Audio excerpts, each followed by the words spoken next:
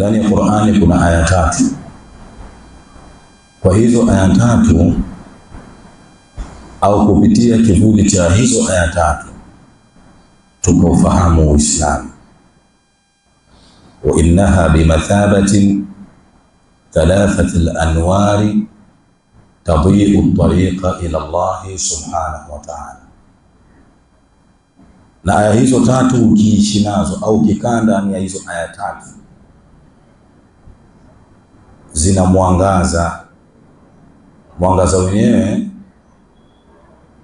utakupa taa au utakupa mwangaza au taa au utakumorekea taa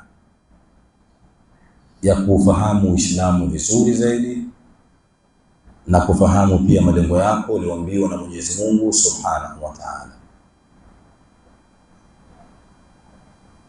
Hunaka 3 ayat ndani ya Qur'ani, kuna aya 3 nafahamu biha alhayata fi dhilli alislam. Aya hizo 3 tunaofahamu uhai kabisa vizuri kupitia kivuli cha nini? Cha Uislamu. Aya ya kwanza Mwenyezi Mungu anasema alif lam mim ahasiba an-nasu an yutraku an yaqulu amanna wa hum la yuftanun.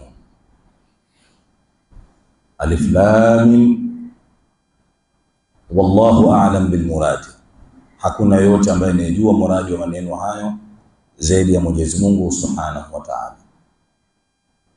Mwenyezi Mungu anasema ahasiba an-nasu, wanadhani watu, an yutraku, wataachiwa, an yaqulu amanna, waseme wao wamemuamini Mwenyezi Mungu Subhanahu wa Ta'ala, wa hum la yuftanun, ilhali wasipitishwi au kujaribiwa katika mitihani na Mwenyezi Mungu Subhanahu wa Ta'ala. Tumeelewana Waislamu? Hasiba an-nasu an yutraku an yaqulu amanna wa hum la yuftanun. Hawezi kuachiwa watu waseme wao wameamini Mwenyezi Mungu ilhali hawajapitishwa katika mitihani. Mwenyezi Mungu anaendelea kusema walaqad fatanna alladhina min qablihim fala ya'lamanna alladhina sadaqu wala ya'lamanna alkadhibin. Mwenyezi Mungu anasema kwa hakika tuliwajaribia waliokuwa kabla yao na aliwatambulisha Mwenyezi Mungu wale ambao walikuwa ni wakweli katika imani zao thabiti, na Mwenyezi Mungu aliwatambulisha wale ambao waliokuwa na imani za uongo. Tunaona ndio Waislamu. Kwa wanazuoni wanasema kullu balai nazala alayka fi dunya yasir. Kila aina mtihani mwanadamu duniani ukipata, kila mtihani mwanadamu duniani ukikupata, basi jua mtihani huo ni mwepesi sana. Unaona, watu mtihani wa njaa, mtihani wa kutokuwa na kazi, upate mtihani mambo hayaendi, upate mtihani wa watoto, upate mtihani wa maradhi, upate kila aina mtihani, basi jua mtihani huu ni mwepesi sana kwa mwanadamu. Kullu balaa nazala alayka fi dunya yasir. Kila aina mtihani mwanadamu katika dunia ukipata, basi jua mtihani ni mdogo sana. Unaona? Wa kullu na'imi duna aljannati alhaqir. Kila aina neema mwanadamu duniani ipate, maisha yako yawe mazuri, upate neema ya cheo, upate neema ya mali, upate neema ya mansab, upate neema ya heshima, upate neema ya uongozi, upate neema ya kimtaa, upate neema ya kisiasa na kila aina ya neema. Duna aljannati, isiyokuwa pepo ya Mwenyezi Mungu, haqir. Neema hiyo ni dhalili tu. Washatundana zote kwamba balala aina gani mwanadamu ipate au neema ya aina gani mwanadamu ipate katika hii dunia, duna aljannati, isiyokuwa pepo, haqir. Neema hiyo ni dhalili tu. Allah dhalili sana. Mwenyezi Mungu anasema inna yawma 'inda rabbika ka alfi sanatin mimma ta'udun, siku moja mwanadamu kwenda kuishi ndani ya moto wa jahannam ni sawa na miaka 1000 ya duniani. Hiyo neema hata kama upo aina gani uipate itakuwa na raha gani mama? Hiyo ni neema kupewa majumba yote ya Dar es Salaam. Wallahi hiyo haina maana aina yote. Unaona? Hasiba an-nasu, wanadhania watu, Mungu anasema ayutraku an yaqulu amanna wa hum la yuftanun. Mungu hawezi kuachia watu waseme wao wamemuamini Mwenyezi Mungu na ilhali Mwenyezi Mungu asiwaingize katika mtihani. Innal ibtila'u an yakuna fi ta'ati Allah subhanahu. Zakana mwanadamu kapata mtihani katika taa yake Mwenyezi Mungu. Mungu akakupa mali, Mwenyezi Mungu akakupa mtihani wa ucha Mungu. Mashatumelewana? Mali zote Mungu amekufungulia, amekupa mali nyingi, majumba, iqar, ilmu na kila kitu Mwenyezi Mungu amekupa. Lakini Mwenyezi Mungu akawa amefanya nini? Akawa ameifunga njia kwako ya nini? Ya ucha Mungu. Umeelewana? Imma an yakuna ibtila'u fi ta'ati Allah. Inawezekana mtihani ukawa katika taa yake Mwenyezi Mungu. Mbona fulani huyu Mungu amempa neema, Mungu kampa mali na kampa kadha wa kadha, vipi huyu? Tumeelewana? Mbona hatumuoni msikitini? Al-Imam Ibn Qayyim al-Jawzi rahimahullah katika Madarij as-Salikin anasema mata taarif, ni wakati gani utajua mwanadamu hii neema mwanadamu kapewa ni mtihani au hii neema mwanadamu kapewa na Mwenyezi Mungu Subhanahu wa Ta'ala si mtihani kwake? Ni wakati gani mwanadamu utajua? Eti unaona, ni wakati gani utajua kama hii neema ni mtihani, na ni wakati gani utajua kama hii neema sio nini, sio mtihani? Maelezo hayo anatoa al-Imam Ibn Qayyim al-Jawzi katika Madarij as-Salikin, kitabu hicho. Unaona, anasema utaijua neema ya mwanadamu kama huu ni mtihani kwake ni katika matumizi ya ile neema mwanadamu aliyopewa na Allah Subhanahu wa Ta'ala. Unaona zote, in ista'maltahu fi ta'ati Allah, ukiitumia hiyo neema katika taa yake Mwenyezi Mungu Subhanahu wa Ta'ala, basi neema hiyo itakuwa ni ambatana na maana kumshukuru Mwenyezi Mungu kwa kile alichokupa. Wa in ista'maltahu, na ukiitumia hii neema fi ma'siyati llahi, katika maasi au katika kumwasi Mwenyezi Mungu Subhanahu wa Ta'ala, basi fa'lam anna hadhihi an-ni'ma au fa'lam anna hadhihi an-ni'ma, jua kwamba hiyo neema inakuwa ni al-istidraj, inakuwa ni mtihani kwako. Mashasi tumelewana wewe? Ni wakati gani utajua neema kama ni mtihani kwako? Ni katika matumizi ya ile neema aliyokupa nani? Mwenyezi Mungu. Ukitumia katika maasi, basi hiyo neema ni mtihani kwako. Ukitumia katika taa ya Mwenyezi Mungu, basi hiyo neema ni shukrani kwako kwa Allah Subhanahu wa Ta'ala. Tumeelewana? Hasiba an-nasu an yutraku an yaqulu amanna wa hum la yuftanun. Mungu anasema usidhani watu kwamba Mwenyezi Mungu atawaachia wao waseme muamini, ilhali Mwenyezi Mungu asikuingize katika nini? Katika mtihani. Wanaviona akasema kullu bala'i nazala alayka fi dunya yasir, balala aina yote mwanadamu lipata katika hii dunia, balaa hilo lepesi. Bwana, wa kullu na'im duna aljannati alhaqir, kila aina ya neema mwanadamu uipate hapa duniani, neema isiyokuwa ya pepo, kaikosa pepo, basi hiyo neema yako ni dhalili sana bila Allah Subhanahu wa Ta'ala. Yesu Mungu anasema ma indakum yanfadu wa ma inda Allahi baqi. Yote mwanadamu mlikuwa nayo, afya yako, neema yako, majumba yako, ilmu yako, yote hayo yataondoka. Yale mwanadamu uliyotumikia kwa sababu ya kupata radhi zake Allah yatabakia na wewe mpaka katika maisha yako huko siku ya Kiyama. Mashatumelewana? Walaona kuna aina gani mwanadamu wanayo ni dhalili hiyo neema. Mmoja katika wasemaji anasema law aasha fata alf aana, lau mwanadamu kiishi miaka 1000 hapa duniani. Unaona, law aasha alfata alf aana, lau mwanadamu au kijana uishi miaka mingapi? 1000 hapa duniani.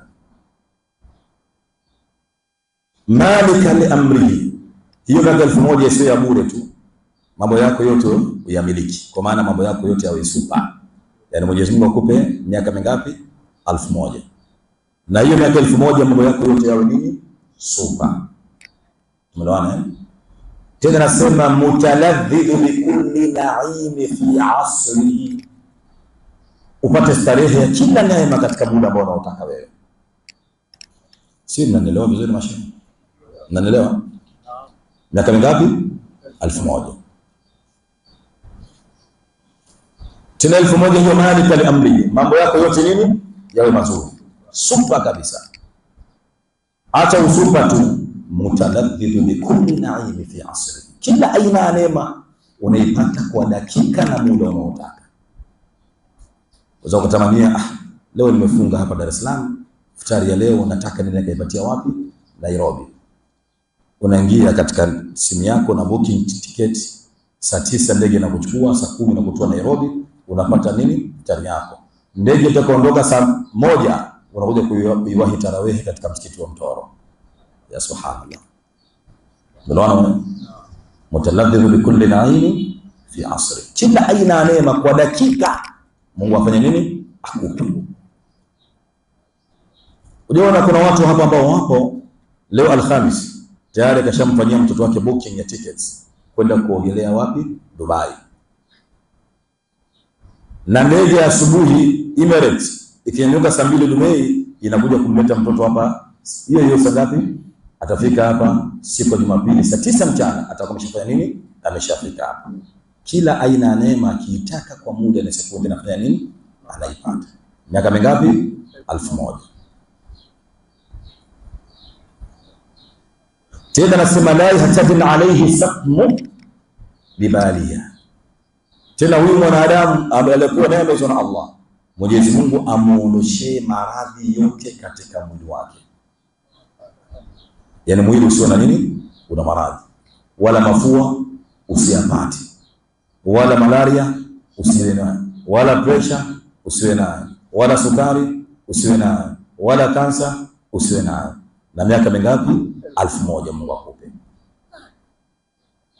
Lakini mwanachuoni huyu anasema ma kana kullu dhalika bi ayafni bimabiti awwali fi lailatul qadr, yote hayo hayawezi kuwa sawa na usiku wa kwanza mwanadamu kulala kaburini.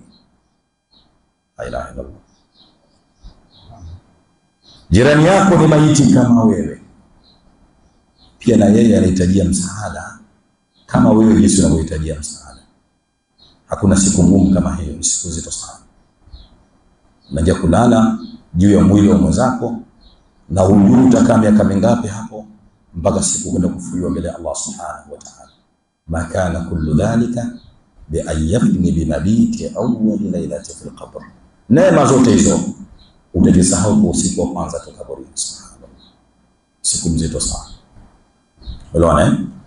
Kwa maana chuo anasema kullu na'imi duna jannati al-haqir, neema zote unazo, kuikosa pepo neema hizi ni dalili sana. Unaona? Al-Imam Ibn Atta Iskandari katika sharh al-Hikam, kitabu chake kuna sharh inaitwa Iqadul al-Himam, ana maneno anasema inna ma ja'ala Allahu al-akhiratan mahallan jazaan lilmu'minin, Mwenyezi Mungu ameliandaa akhira waislamu kwenda kulipeni nyinyi.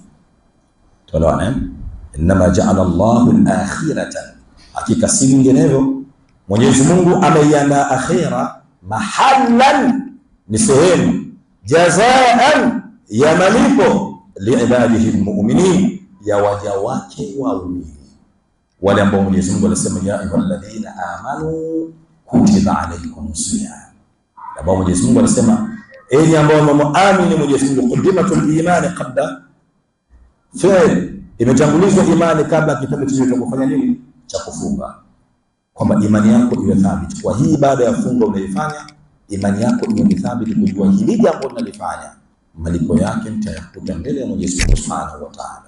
Ndio Mwenyezi Mungu hana kawaida kumdhulumu mja wake, mtalipwa kadiri au kwa kiwango kile ambacho mtakachokuwa limekifanya. Tumeelewana? Waislamu tumeelewana? Inma ja'ala Allahu akhiratan, sidikilezo Mwenyezi Mungu amefanya akhira mahallan jazaa li mu'minin, ni sehemu ya kwenda kuwalipa waja wake wa nani? Nyinyi waumini. Anasema anna dunya, kwa sababu hii dunia la tas'u ma yuridu an yu'tiyahu Allahu jalla jalaluhu subhanahu. Allahu akbar. Hii dunia haina uwezo wa kubeba malipo anayotaka Mwenyezi Mungu kukulipeni nyinyi waja wake. Mashaallah. Mashaallah. Dunia haina uwezo kufanya nini? Wa kubeba malipo anayotaka Mwenyezi Mungu kukulipeni nyinyi. Umeelewana? Kwa sababu dunia ina sifa moja kubwa, dunia ina sifa moja kubwa sana. Sifa kubwa dunia alfanaa. Dunia itafanya nini? Itaondoka. Na dunia itafanya nini? Itakuisha. Na kila kilichomo ndani ya dunia kitafanya nini? Kitakufa. Kama Allah alivyosema wajumia ash-shamsu wal qamar. Siku ya kiyama jua na mwezi vyote Mwenyezi Mungu atavizima. Subhanallah. Ibada yako ndio ambayo itakuwa taa lako na kukuongoza kwenda katika uwanja wa hukumu siku ya kiyama. Wajumia ash-shamsu wal qamar. Idha as-samaa'u fatarat, sivyo hivyo tu kwamba hii mbingu itachanwa. Na Mwenyezi Mungu anasema yawma tubaddalu al-ardu ghayra al-ardi was-samawati, siku ambayo ardhi na mbingu vitakuwa si ardhi hii tuliyozoea, na mbingu siku ya kiyama itakuwa sio hii mbingu ambayo tulizoea, itakuwa ni mbingu ya aina nyingine na ardhi ya aina nyingine. Mashaallah vizuri. Kwa sababu hii ardhi ina sifa ya kufa, na Mwenyezi Mungu anasema idha zulzilatil ardu zilzalaha wa akhrajatil ardu athqalaha wa qala al insanu ma laha yawmaidhin tuhaddithu akhbaraha bi anna rabbaka awhala. Ardhi hii itakufa siku ya kiyama na yenyewe. Mwenyezi Mungu anasema yawma nusayyiru al-jibala, na siku ambayo Mwenyezi Mungu anasema tutakapokuwa tutakaivunja hii milima. Wa yawma nusayyiru al-jibala, milima hii Mwenyezi Mungu atafanya nini? Ataiondosha. Wa tara al-ardha bariza, na utaona ardhi itakuwa ipo nyeupe kabisa. Unaona? Falam nughadiru minhum ahada, hakuna kiumbe ambaye atakayebakizwa chini ya ardhi siku ya kiyama. Kila kiumbe anafanya nini? Atatolewa chini ya ardhi kwenda katika mahakama mbele ya nani? Ya Mwenyezi Mungu Subhanahu wa Ta'ala. Masha sisi tunaloona zuri. Tunaona zuri. Kwa Mwenyezi Mungu al-Imam Ibn Iskandari anasema hii dunia haina uwezo wa kulipa malipo anayotaka nani? Mwenyezi Mungu kufanya nini? Kukulipeni. Kwa sababu hii ardhi ina sifa nini? Ya kufa. Ndio maana hata Imam baada ya tarawih huwa kuna maneno anayosema subhana anta wahda fi mulki, subhanallah, subhana anta wahda fi mulki wa ta'azzazat bil qudrati wal baqa wa qahara al ibada bil maut wal fana. Sio maneno ya Imam nasema katika tabaraka wa Maula. Maana watu wanafahamu maneno haya. Subhana anta, aywa subhana anta wahdaka fil mulki, subhana anta, Mwenyezi Mungu wewe peke yako, wahda, au subhana anta wahdaka fil mulki, Mwenyezi Mungu ni wewe peke yako katika nini? Katika ufalme. Wa ta'azzazat bil qudrati wal baqa, Mwenyezi Mungu umetukuka. Wa ta'azzazat bil qudrati wal baqa, Mwenyezi Mungu umetukuka kwa uwezo wako. Mwenyezi Mungu, uwezo wako ndio wenye kubaki. Uwezo wa Mwenyezi Mungu ndio ufanya nini? Utakaobaki. Alafu wa qahara al-ibada bil mauti wal fana, Mwenyezi Mungu amewatenza nguvu waja wako wote kwa kufa, wal fana, na kufanya nini? Na kuondoshwa. Baki mwanadamu unapokuwa umekufa lazima ufanye nini? Uondoshwe. Kwa sababu ukibaki duniani utamuka na utatoa nini? Harufu mbaya. Ndio Allah kasema ya ayyuhal insanu ma gharraka bi rabbikal karim. Ewe mwanadamu, kwa nini unakuwa jeuri kumfanyia Mwenyezi Mungu na kudanganyika mwanadamu na maisha haya duniani, ukaacha kwa Mwenyezi Mungu na ukamterekeza Mwenyezi Mungu, lakini kile ambacho utakifanyia wewe jeuri ni kile ulichopewa na Mwenyezi Mungu Subhanahu wa Ta'ala. Ma gharraka bi rabbikal karim. Kwa nini unadanganyika kutumia akili yako kudanganya ilhali yaqini ya kumjua Mwenyezi Mungu nayo? Ndio tafsiri yake nzuri hiyo. Mashaka mwana ndio. Kwa Imam Ibn Iskandari anasema inma ja'ala Allahu al-akhirata mahallan li'ibadihi al-mu'minin, mahallan jazaan li'ibadihi al-mu'minin. Mwenyezi Mungu ameandaa akhira ni kwenda kulipia ninyi Waislamu. Kwa nini? Lianna ad-dar ad-dunya la tas'u ma yuridu an yu'tiyahu Allah subhanahu. Hii dunia haina uwezo wa kubeba malipo anayotaka Mwenyezi Mungu kufanya nini? Kukulipia. Unaona? Dahdah ibn Ausi siku moja aliulizwa swali. Dahdah ibn Ausi siku moja aliulizwa swali. Akaulizwa, ya Dahdah ibn Aus, ewe Dahdah ibn Aus, akhbirna ma yushawwikuna bihi ila al-jannah. Tueleze jambo ambalo ukituambia sisi jambo hilo litatupa shauku ya kuitafuta pepo ya nani? Ya Mwenyezi Mungu Subhanahu wa Ta'ala. Maneno anaambiwa nani? Dahdah au Dahdah ibn Aus.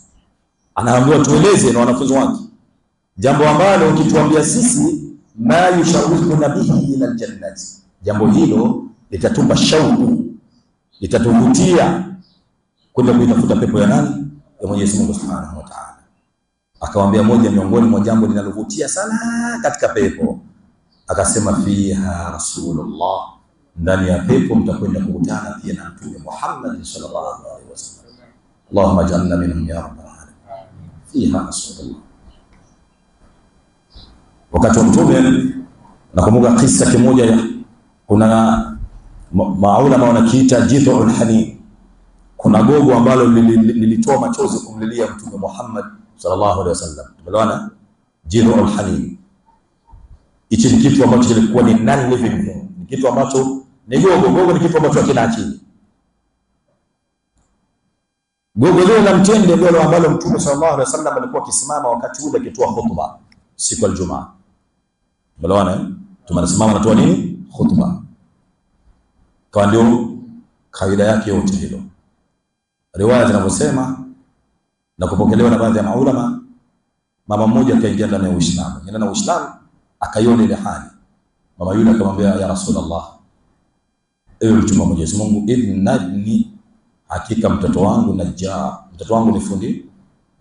Ewa mtoto wangu ni fundi nini? Fundi seremala na mmoja seremala najaa.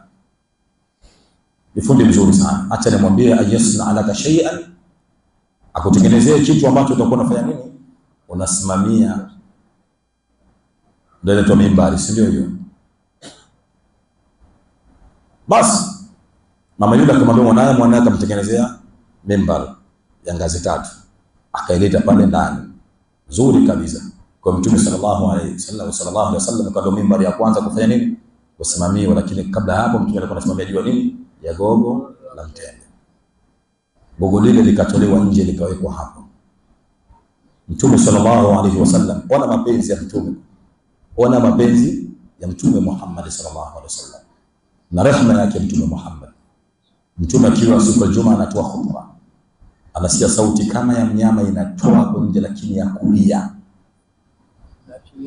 sheria kulia, sauti kama mnyama.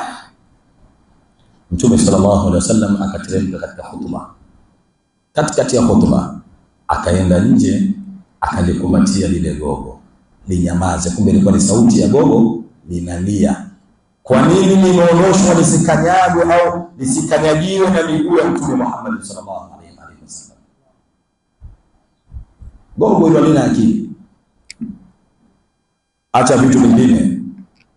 Mmoja katika wasemaji anasema mashiyuhu fi sakhari wal alam wal hajaru salla wa sallam, kama Mtume akitembea mwendo wake alikuwa kila sehemu anakikanyaga, basi kile anachokikanyaga kinasema Allahumma salli ala sayyidina Muhammad, Allahumma salli wa sallim alayhi. Bwana gogo hili linafanya nini? Linalia. Kwa nini limeondoshwa? Lisikanyagwe na miguu iliyokuwa mitukufu, miguu ya nani? Ya Mtume Muhammad sallallahu alayhi wasallam. Hii ni kuonesha utukufu ambao Mwenyezi Mungu aliompa Mtume Muhammad sallallahu alayhi wasallam. Kwa Mtume akalikumbatia ile gogo, kisha Mtume akaliambia nyamaza. Unaona? Nyamaza gogo, fa inna Muhammad dhammaka, Muhammad amekukumbatia. Kisha Mtume akaliambia, nataka nikupe khiari, uchague kubakia hapa duniani mpaka mwisho wa dunia au utachagua kuwa ni miongoni mwa sallam, miongoni mwa ngazi ambazo mtakuwa mtadia dini katika pepo? Mungu akachagua, mimi natamani niwe ni ngazi zako katika pepo siku ya kiyama. Allahumma salli ala sayyidina Muhammad sallallahu alaihi wa sallam. Kwa hiyo Wahid al-Awsi akaulizwa swali, bwana tueleze bwana, la yushawwidu nabihi ila janna.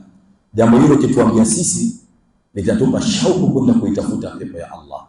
Akamwambia moja miongoni mwa jambo linalotia sana shauku ndani ya pepo, achilia mbali na neema zote ndani ya pepo ziwepo, lakini fiha Rasulullah, maadamu Mtume Muhammad yuko huko, basi tutapigana, lazima tutafute pepo ya Allah, tukutane naye Mtume Muhammad sallallahu alaihi wasallam.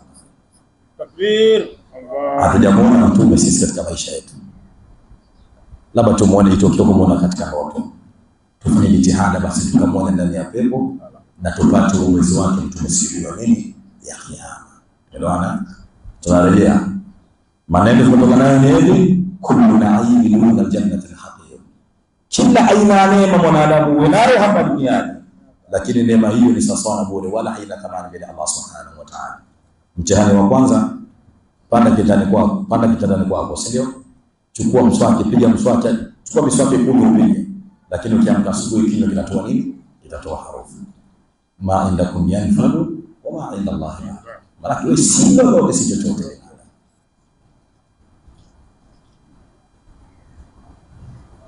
Uwe ni mtanashati wa aina gani mwanadamu, uwe ni perfume za upige perfume za aina gani, lakini ukishafariki mwanadamu ndani ya siku 3, hata mtoto wako katika nyumba yako ya thamani, katika ghorofa lako ambalo usuli mkulu umeziweka juu, ukiacha siku 3 tu, hakuna ambaye atakayeweza kusogelea ghorofa hili, litakuwa linatoa harufu mbaya. Mwili utakuwa umefanya nini? Umeharibika. Ndio Mwenyezi Mungu asema, qul Allahumma malikal mulki tu'ti mulka man tasha'u wa tanzi'u mulka mimman tasha'u wa tu'izzu man tasha'u. Lakini mwisho tunasema biyadikal khayru innaka ala kulli shay'in qadir.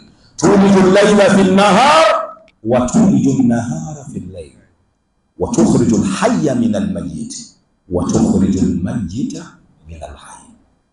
Mwenyezi Mungu anatoa umauti katika nini? Katika kitu kilichokuwa hai. Unaona? Kitu kilichokuwa hai Mwenyezi Mungu anatoa nini? Umauti. Mama anazaa anafanya nini? Anabaki hai, mtoto anafanya nini? Anakufa. Au mtoto kiwezekana kafia wapi? Tumboni. Subhanallah. Mama kabaki na uhai akatolewa mtoto, kama kabaki kuwa hai, mtoto kafanya nini? Akafariki. Au mama akafariki, mtoto akatolewa tumboni akiwa nini? Hai. Hadi kadhalika mwanadamu. Tuelewana? Mwili wako huu baada ya kufa utatoa vidudu ambavyo vitakuwa ni hai, na hivyo vidudu ndio vitakuja kumaliza mwili wako wote. Ma gharraka bi rabbikal karim. Hii ufikiri na kwa nini umekuwa na jeuri na Mwenyezi Mungu Subhanahu wa Ta'ala? Wala ndio zangu. Sasa ukiambiwa kutiba alaykumus siyam, fungeni kama kutiba ala alladhina min qablikum. Hii funga mmepewa ni kama walikuwa kabla yenu. Walikuwa kabla yenu pia na wao walifunga. Na watu wa ilmu ya balagha wanasema hii ni mujmalul mursal, ay anna Allah subhanahu wa ta'ala lam yubayyin kaifa kanu yasumuna. Kwa maana maneno yamefungwa, Mwenyezi Mungu hakuonesha wale ambao walikuwa kabla yetu namna gani walikuwa wakifunga. Nani ambaye anaweza kuleta ushahidi Nabii Adam alikuwa anafunga siku ngapi? Nani ambaye anaweza kuleta ushahidi Nabii Nuh alikuwa anafunga siku ngapi? Nani ambaye anaweza kutuambia Nabii Saleh alikuwa anafunga siku ngapi? Nani anaweza kusema Nabii Yusuf alikuwa anafunga siku ngapi? Nani anaweza kusema Nabii Musa alikuwa anafunga siku ngapi? Nani alikuwa anasema Nabii Ibrahim akaleta ushahidi Nabii Idris alikuwa anafunga siku ngapi? Hakuna ambaye atakayeleta ushahidi huo. Imekuja ni tashbihi tu, imefananizwa kama kutiba ala alladhina min qablikum. Hii ni mujmalul mursal lam yubayyin, imefungwa, haikubainishwa. Kwa nini haikubainishwa? Ibada yoyote inapokuwa imefungwa malipo yako, au ibada yoyote inapokuwa imefungwa malipo, au jambo lolote linapokuwa limefungwa malipo yake, litakupa jitihada wewe ufanye nguvu ya kutafuta malipo yako yapate. Hii ndio hikmatul ilahia, hii ndio hikma yake Mwenyezi Mungu Subhanahu wa Ta'ala. Sisi tunaelewana ishina. Tunaelewana zote? Wewe mtu anakuambia ndugu yangu nakupa kazi. Utafanya kile ina jitihada, hutolala usiku, utatembea kwenye mvua, utatembea katika kila aina ya taabu na dhiki, ili mradi ukalipate lile gari. Kwa nini usitembee ukifanya kila aina tabu? Usiku wako ukanyanyuka, muda wako wote ukitembea subhanallah. Kila aina hatua ukiipiga, basi kwanza mtangulize Mwenyezi Mungu ili uende ukapate neema ya pepo mbele Allah subhanahu wa ta'ala. Tunaelewana? Ndio maana ya kama kutiba ala alladhina min qablikum. Tunarejea aya tumesoma, Mwenyezi Mungu anasema ahasiba an-nasu an yutraku an yaqulu amanna wa hum la yuftanun. Wasidhani watu kwamba Mwenyezi Mungu atawaachia wao waseme wameamini ilhali wasiingizwe katika mitihani na Allah subhanahu wa ta'ala. Sasa hii funga si mtihani pia. Funga sio nini? Sio mtihani. Funga ni ibada ya Allah subhanahu wa ta'ala. Maadama wenzetu ambao si waislamu akikupigia simu naona ndugu yangu pole sana kwa kufunga. Pole mimi natafuta radhi zake Mwenyezi Mungu wana. Ma indakum yanfad wa ma inda Allah baqi. Hii dunia ina nini? Hii dunia ina nini? Ina kitu gani hii dunia? Hii dunia haina utamu aina yoyote. Angalia ni wangapi ambao unajua wewe waliokuwa ni matajiri, waliokuwa wenye vyeo, waliokuwa ni maraisi, waasisi wote ambao walianzisha majina ya nchi, waliozipanga hizi nchi na kila kitu, wote leo hawako katika nini? Katika ulimwengu wa Allah subhanahu wa ta'ala. Kanu kama kuntum wasatakununa kama kanu. Walikuwa kama tulivyokuwa sisi, na sisi baada ya miaka fulani tutakuja kusoma historia zetu na nani na vijana wetu. Kwa aya hiyo kila Muislamu kiishi lazima ufanye nini? Uijue na uifahamu kwamba kuna wakati ambao mwanadamu utapitishwa na Mwenyezi Mungu, utajaribiwa katika mambo mengi. Ima mtihani ukawa katika toa yake Mwenyezi Mungu subhanahu wa ta'ala, au ima mtihani ukiwa katika neema zake nani? Allah subhanahu wa ta'ala. Mungu amekupa neema, lakini neema ile ikawa usitumie katika yale ambayo anaridhia Mwenyezi Mungu na kuipenda Allah subhanahu wa ta'ala, si ndio? Wengi neema tunajua ni mwanadamu kuwa na nyumba nzuri, uwe na gorofa kama ile hapa pembeni, uwe na mke mzuri, uwe na magari mazuri, uwe na kazi nzuri. Hii ndio neema sisi wanadamu tunajua, si ndio? Lakini wallahi mmoja Sayyidina Ali anasema dhuktu tajibata fi dunya kull falam ajri ahla ta'ama kal afiya.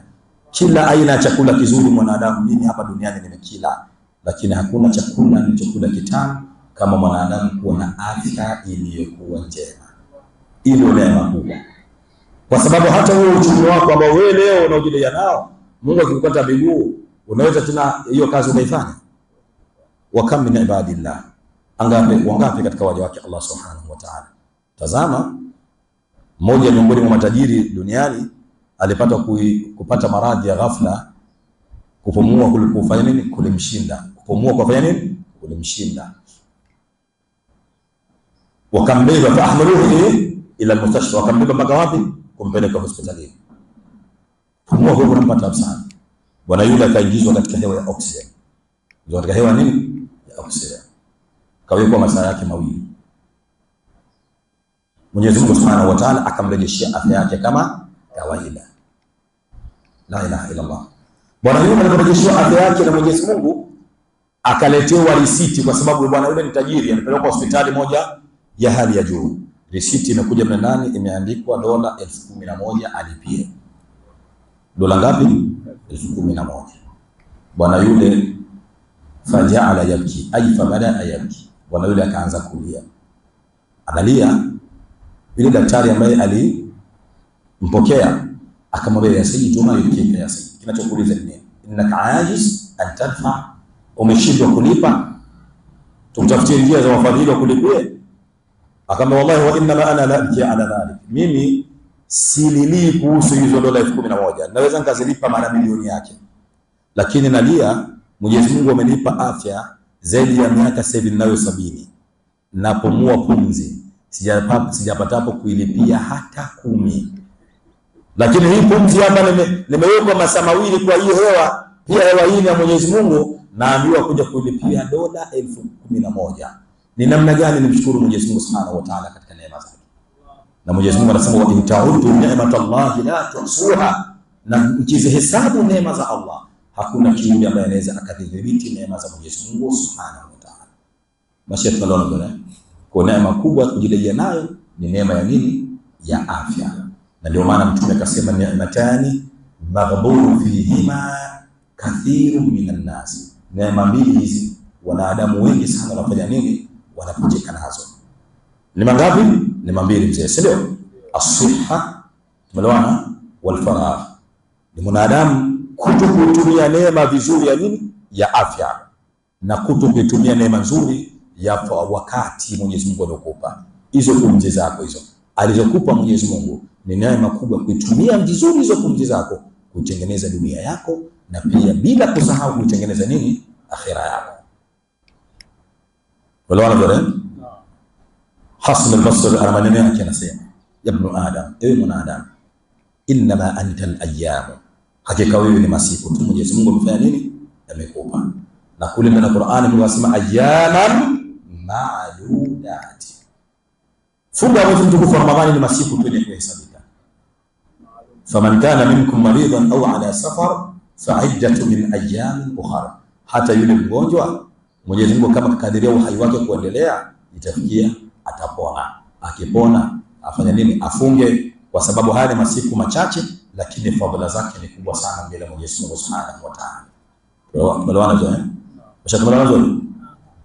Na Mtume anasema inna lillahi fi kulli yawmin wa laylatin utaqa'u, hakika ana Mwenyezi Mungu katika kila siku moja ya mwezi mtukufu wa Ramadhani, usiku na mchana, Mwenyezi Mungu anawaachia waja wake huru na adhabu ya moto wa Jahannam. Ndo ayyaman ma'dudat, kama siku matatu usifanye mchezo, yataondoka. Na ndio maana Hasan Basri akasema, ya ibn Adam, ewe mwanadamu, inma anta al-ayyam, hakika si vinginevyo, haya ni masiku tu ambayo Mwenyezi Mungu amekupa.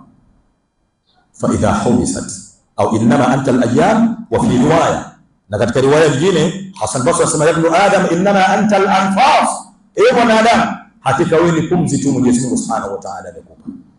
Fa idha humisat, ipo siku Mwenyezi Mungu pumzi hizo ataziblock.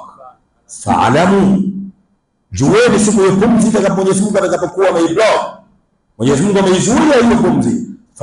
Fa'alamu, jueni annakum qad inqata'a bainakum wa baina ma taqtaribuna bihi ila Allah. Siku Mwenyezi Mungu akizuia hiyo pumzi, utakuwa umekatikiwa na kitu ambacho lau kama ungekitumia vizuri kingekupa ukaribu wa kupata radhi zake nani?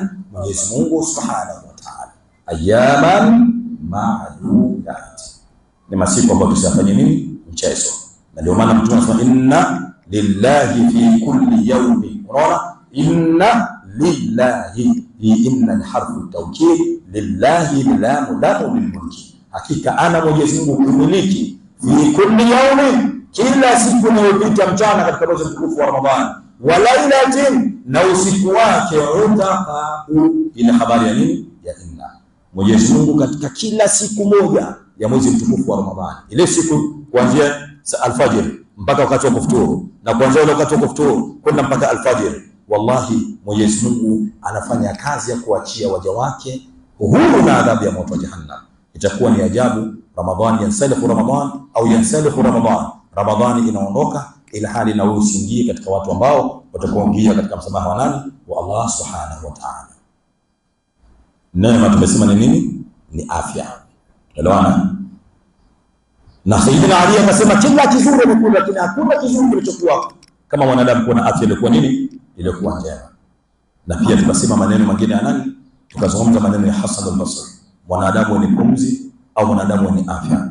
Pumzi hiyo ukifanyia mchezo, au mwanadamu zile pumzi zako ukizichezea vizuri katika kutafuta toa yake nani? Allah Subhanahu wa Ta'ala. Kuna wakati mwanadamu utakuja kujuta, lakini majuto yako hayataweza kufanya nini? Kukunufaisha kwa lolote bila Allah Subhanahu wa Ta'ala. Ndio ile Mwenyezi Mungu anasema yauma idhin yatadhakkaru al-insanu wa anna lahu dhikra. Kuna wakati mwanadamu atakapokuwa ameshatakiwa na malaika mtoa roho, malaika yule anakuambia mimi ndio malakum mauti, mimi ndio malaika mtoa roho, mahiliyatun idha safhala da'un. Kuna utamu gani wakati huo? Sasa maradhi yanafanya nini? Yanazidishwa na Allah Subhanahu wa Ta'ala. Kama pressure yako labda ni 102, pressure inapelekwa 500, na hiyo ikifika 500 maana yake tayari unapotezwa network ya nini? Ya dunia. Hata ule uwezo wa kusema la ilaha illa Allah huwezi, uwezo tena kuhusia huwezi. Na ndio maana Mtume sallallahu alaihi wasallam akatuambia kila mmoja katika sisi yatakikana alale na usia wake chini ya nini? Chini ya mto wake, kwa sababu kuna hali ambayo mwanadamu kalla idha balaghatit taraq wa qila man ra, Kuna wakati mwanadamu roho inapofikia katika koo. Tumeelewana? Kalla, sivyo hivyo. Idha balaghat at-taraq, kuna wakati mwanadamu roho imefikia katika nini? Katika koo. Wakila man raq, hapo ndio mwanadamu akasema ni nani ambaye atakayekuja kuniponyesha. Arraq, raq hapa tunakusudiwa ni yule ambaye daktari atakuja kufanya nini? Kumjulidia ile roho yake isifanye nini? Isitoke. Arraq atamkuja kumfanyia ruqya, kwa kumjia kumsomea ruqya. Lakini idha balaghat at-taraq, muda wa roho unapokuwa umeshavutwa kufika katika koo, huo tena hamna ujanja. Waja madaktari ambao wao wameingia katika fani zote za udaktari, lakini ikishafika stage hiyo hakuna ambaye atafanya nini? Atakayeweza. Na ndio maana Mtume akasema kana akhiru kalamu la ilaha illa Allah dakhala aljanna, yule ambaye atakayepata bahati mwisho wa tamko lake akiwa katika ulevi wa kifo, akipata ilhamu ya kupata utambuzi, akasema la ilaha illa Allah, Mtume anasema dakhala aljanna, mtu huyu ataingia katika nini? Katika pepo. Kwa nini? Kwa sababu wakati huo unakuwa ni mgumu, hakuna ambaye anaweza wakati huo kufanya nini? Kuvumilia. Na ndio maana hata Mtume Muhammad kiumbe alikuwa bora, hakuna yeyote ambaye amefikia bora Mtume Muhammad, lakini Mtume alisema inna lilmauti la sakarat, hakika kifo kina ulevi. Sio ulevi mchezo, usikie. Tunaona dole. Kwa hayo yote neema kubwa Mwenyezi Mungu amekumpa nini? Afya. Tumeelewana vizuri? Na Mtume anasema neema neema mbili hizi maghbunu fihima kathiru minan nas, neema mbili hizi watu wengi sana wanapoteka nazo. Asiha, afya, wal faragh, na muda wako. Afya yako itumie katika mambo yaliyo mazuri, tengeneza maisha yako kama Allah anavyosema, wa ahsin kama ahsana Allahu ilayka wala tabghi fasada fil ardi inna Allah la yuhibbul mufsidin. Afya ilikuwa kupa Mwenyezi Mungu, tengeneza maisha yako, tafuta pesa, kuwa bilionea, kuwa na hela zote. Alhamdulillah, jambo hilo ni zuri, lakini hizo pesa Mungu anasema fa ahsin, fanya vizuri kwa pesa zako, zitumie hizo pesa zako vizuri, kama ahsana Allahu ilaika, kama Allah alivyokufanyia vizuri kukupa hiyo pesa. Hakuna jambo ambalo ulifanya Mungu akafurahi akaamua kufanya nini? Kukupa. Na hakuna yule ambaye alikosa, labda kuna kitu alichomkosea Mwenyezi Mungu, Mwenyezi Mungu akaamua kufanya nini? Kumnyima. Lakini yote hayo muqaddimu hadha qabla hadha muakhiru, faman shaa adnahu wa man shaa aqsahu. Mungu anampa huyu na Mwenyezi Mungu anamcheleweshea huyu. Inawezekana huyu kacheleweshwa na Mwenyezi Mungu, kuna mitihani ambayo angepewa huyu, angekuwa ni mkorofi, angefanya madhambi, labda huyu wa madhambi hayo ingempelekea kukosa ridwan Allah, ingempelekea madhambi hayo kukosa radhi za nani? Za Allah, angekosa pepo ya nani? Ya Allah. Mwenyezi Mungu akamzuilia, kumbe Mwenyezi Mungu anamtakia mja wake akampa nini? Akampa pepo. Allahumma ja'alna minhum ya rabbil alamin. Usihuzunike ndugu yangu Muislamu, wewe ambaye usikuwa nacho, ushokuwa na pesa, ukaona kama labda Mwenyezi Mungu amefanya nini? Akakuonea. Muqaddimu hadha qabla hadha wa muakhir, unatanguliziwa hichi na kile ambacho ulichocheleweshewa, yawezekana kikaja kuwa ni bora. Na ndio maana hata Allah akamwambia Mtume Muhammad, alimwambia vipi? Walal akhiratu khairul laka minal ula, kile kinachokuja kilichochelewa mara nyingi kinakuwa ni kizuri kuliko kile kilichotangulia. Uongo kweli? Kwa hiyo tumesoma aya gani? Ni aya moja. Ahasiba nasu, Mwenyezi Mungu anasema hivi, wanadhani watu anyutraku an yaqulu amanna wa hum la yuftanun. Uweze kusema wewe muamini Mwenyezi Mungu ila hali usiingize au usipe mitihani na nani? Na Allah subhanahu wa ta'ala. Mitihani mingi sana ilimkuta Mtume Muhammad, mitihani mingi iliyokuta masahaba wa Mtume Muhammad, mpaka kafikia wakasema mata nasrullah, ni wakati gani Mwenyezi Mungu atuletea nini? Nusra. Mwenyezi Mungu ala sikilizeni, inna nasrallahi qarib, hakika nusra Mwenyezi Mungu ipo karibu tu. Kitu kikubwa, thibitisha imani yako kwa Allah, ishi na Mwenyezi Mungu subhanahu wa ta'ala, na ujue kwamba wakati wowote mitihani itafanya nini? Itanikuta. Subhanakallahumma wa bihamdik, ashhadu an la ilaha illa anta, nastaghfiruka wa natubu ilayk. Subhana rabbika rabbil izzati amma yasifun wa salamun ala al mursalin walhamdulillahi rabbil alamin.